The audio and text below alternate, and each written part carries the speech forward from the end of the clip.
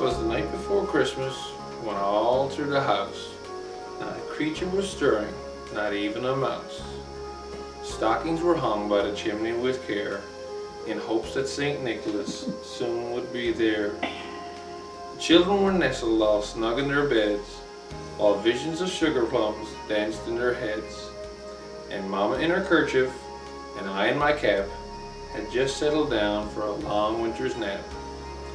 When out on the lawn there arose such a clatter, I sprang from the bed to see what was the matter. Away to the window I flew like a flash, tore open the shutters and threw up the sash.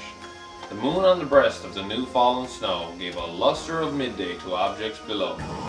When what to my wondering eyes should appear but a miniature sleigh and 8 tiny reindeer, with a little old driver so lively and quick, I knew in a moment it must be St. Nick. More rapid than eagles, his coursers they came, and he whistled and shouted, and called them by name. Now Dasher, now Dancer, now Prancer and Vixen, on Comet, on Cupid, on Donner and Blitzen, to the top of the porch, to the top of the wall, now dash away, dash away, dash away, oh! As dry leaves that before the wild hurricane flew, they met with an obstacle, mount to the sky. So up to the housetop the coursers they flew, with a sleigh full of toys, and St. Nicholas too. And then in a twinkle, I heard on the roof the prancing and pawing of each little hoof. As I drew in my head and was turning around, down the chimney St. Nicholas came with a bound. He was dressed all in fur from his head to his foot, and his clothes were all tarnished with ashes and soot.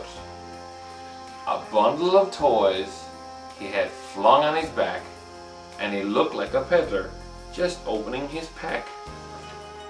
His eyes, how they twinkled, his dimples, how merry. His cheeks were like roses, his nose like a cherry. His droll little mouth was drawn up like a bow, and the beard on his chin was as white as the snow. The stump of a pipe he held tight in his teeth, and the smoke it encircled his head like a wreath. He had a broad face and a little round belly that shook when he laughed like a bowl full of jelly. He was chubby and plump, a right jolly old elf, and I thought when I saw, in spite of myself, a wink of his eye and a twist of his head soon gave me to know I had nothing to dread. He spoke not a word, but went straight to his work, and filled all the stockings, then turned with a jerk, and laying his finger aside of his nose, and gave a nod. Up the chimney he rode. He sprang to his sleigh, to his team gave a whistle, and away they all flew like the down of a thistle. But I heard him exclaim, ere he drove out of sight, Merry Christmas to all, and to all a good night.